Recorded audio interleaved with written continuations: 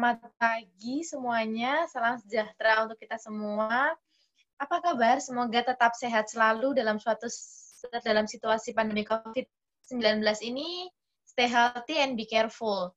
Baik, untuk Bapak, Ibu, dan rekan-rekan mahasiswa yang saya hormati, saya di sini perkenalkan diri saya, Dejinta Suci Sejati, selaku Ketua Tim Penelitian yang berjudul Stres Coping Mahasiswa pada saat pandemi COVID 2019, kami melakukan penelitian ini bersama rekan-rekan peneliti kami. Saya Alfian Fajar Budi Nugroho, mahasiswa Fakultas Psikologi Universitas Muhammadiyah Surakarta. Dan saya Diani Nugroho Skaresti, mahasiswi Fakultas Psikologi Universitas Muhammadiyah Surakarta. Baik, dan yang terhormat, selaku dosen pembimbing utama dalam penelitian tim kami ini, kepada Ibu Ajeng Nova Dumratiwi, SPSI MSc Psikolog, kami ucapkan terima kasih yang sebesar-besarnya karena telah membimbing kami dari awal penelitian hingga terselesaikannya penelitian ini. Baik, untuk mempersingkat waktu, kami memulai untuk presentasi hasil penelitian kami yang berjudul Stress Coping Mahasiswa pada saat pandemi COVID 2019 yang akan disampaikan oleh rekan saya, Diani Nugroho Skaresti. Saya persilahkan. Baik, terima kasih atas waktunya, Denta.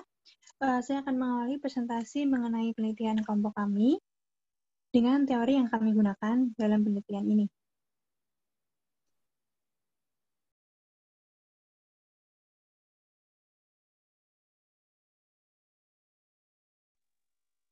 Teori coping stress yang kami gunakan ada dua. Yang pertama dari Kuhn dalam Hanifah DKK 2020, yakni coping stress strategis adalah sebuah cara untuk meminimalisir stres dan meningkatkan kemampuan menangani stres melalui proses kognitif dan perilaku seseorang.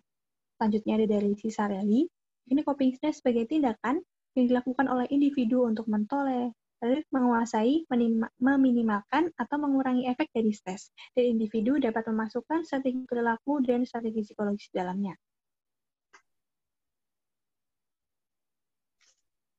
Kemudian selanjutnya ada data sebaran COVID-19. COVID-19 telah tersebar di 220 negara di dunia, dengan total kasus positif yang tertera 62.195.274 dan korban meninggal 1.453.355. Data tersebut kami akses melalui covid19.go.id. Untuk Indonesia sendiri, kasus positif terdapat 500.038.883 dan pasien sembuh 455.518 dan korban meninggal 16.945. Data yang kami paparkan di sini merupakan data terbaru per tanggal 30 November 2020 yang kami ambil melalui situs covid19.go.id.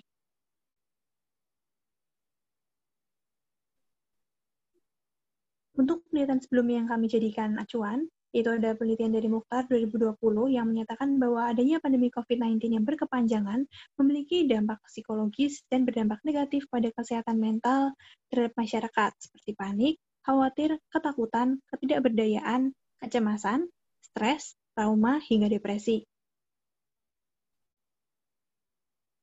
Selanjutnya, ada pun penelitian depresi pada komunitas dalam menghadapi pandemi COVID-19, a systematic review dari Maulida Jatimi Heru Munir Rahman 2020, penyebab depresi pada komunitas selama pandemi berlangsung di antaranya tetap di rumah, menjaga jarak baik physical distancing maupun social distancing, bahkan melakukan karantina wilayah atau lockdown.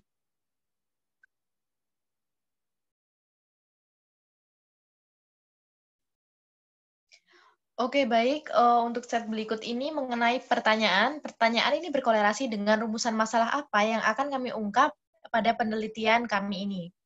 Oke, untuk pertanyaan atau rumusan masalah yang pertama mengenai apa yang membuat mahasiswa merasa khawatir selama pandemi COVID-19 ini. Lalu untuk pertanyaan atau rumusan masalah yang kedua, yakni bagaimana cara mahasiswa dalam mengatasi kekhawatiran tersebut selama pandemi COVID-19. Baik, untuk lebih lengkapnya, di slide berikutnya mengenai metode penelitian. Baik, untuk metode penelitiannya,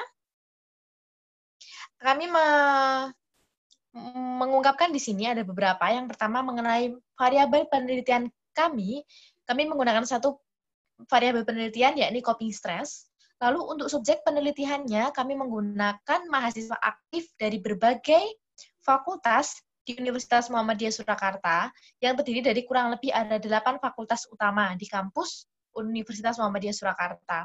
Lalu dari 8 fakultas tersebut, kami memperoleh sebesar 534 responden yang terlibat dalam penelitian ini. Lalu dalam pengambilan data atau teknik sampling, kami menggunakan cluster sampling yang mana hanya dikhususkan untuk mahasiswa Universitas Muhammadiyah Surakarta, akan tetapi kami mengambil atau menjamah ke seluruh jurusan atau fakultas yang ada. Selanjutnya, dari metode penelitian ini kami lanjut ke metode analisis data. Bagaimana data tersebut kami analisis, yaitu dengan menggunakan uji frekuensi. Uji frekuensi ini dengan sistem coding, yang mana dari beberapa respon-respon yang sebanyak 534 responden tersebut ungkapkan, kami membagi jawaban-jawaban tersebut berdasarkan codingan-codingan tertentu, memilih jawaban-jawaban yang similar dari para responden. Kemudian didapati frekuensi atau codingan tersebut sekitar 8 coding atau 8 domain utama penyebab kekhawatiran mahasiswa saat pandemi COVID-19 ini. Di antaranya, yang menyebabkan khawatir mahasiswa dalam domain virus COVID-19 didapati sebesar 29,02% mahasiswa dari 534 responden. Lalu penyebab kekhawatiran dalam domain kuliah daring sebesar 27,57% dari total 534 responden. Lalu penyebab kekhawatiran ada interaksi sosial sebesar 17,37%, ada masalah finansial atau keuangan sebesar 13,86%, dan domain permasalahan kekhawatiran mahasiswa dalam ketidakjelasan masa depan memperoleh hasil sebesar 3,55%. Lalu untuk penyebab khawatir mahasiswa karena informasi hoax, baik di dalam media cetak maupun media online sebesar 4,8%. Lalu untuk psikologis berat, yang mana harus membutuhkan penanganan lebih lanjut dari ahli profesional seperti konselor, psikolog, maupun psikiater sebanyak 0,93%, dengan indikasi jawaban yang memungkinkan mahasiswa tersebut mendapatkan intervensi lebih lanjut. Lalu, untuk mahasiswa sebesar 2,9% merasa atau menganggap dirinya tidak memiliki suatu kekhawatiran atau permasalahan selama adanya COVID-19 ini. Untuk lebih jelasnya, mari kita beralih ke grafik. Oke, grafik ini kami tampilkan untuk lebih memahamkan permasalahan atau penyebab kekhawatiran terbesar dari mahasiswa itu apa hingga yang terkecil.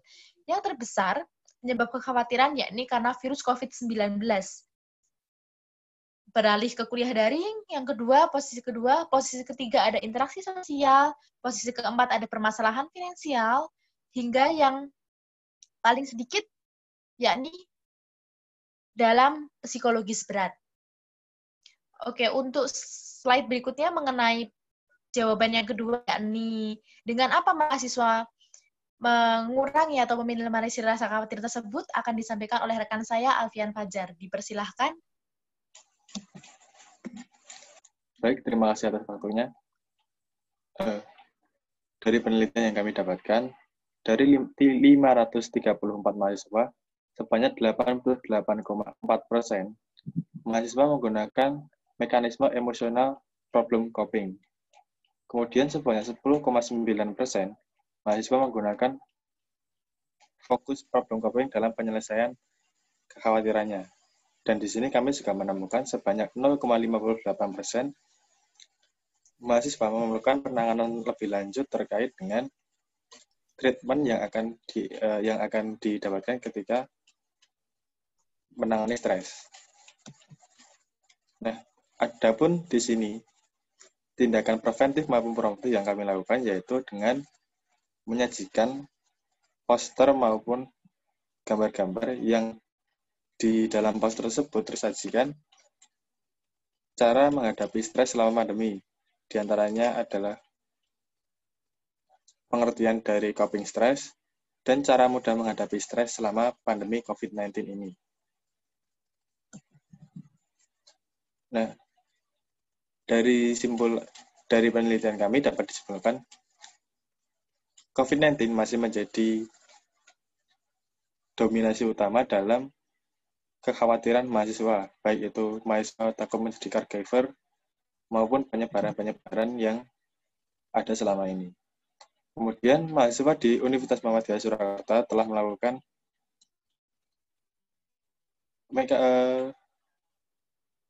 telah dapat menggunakan coping stress-nya dengan baik.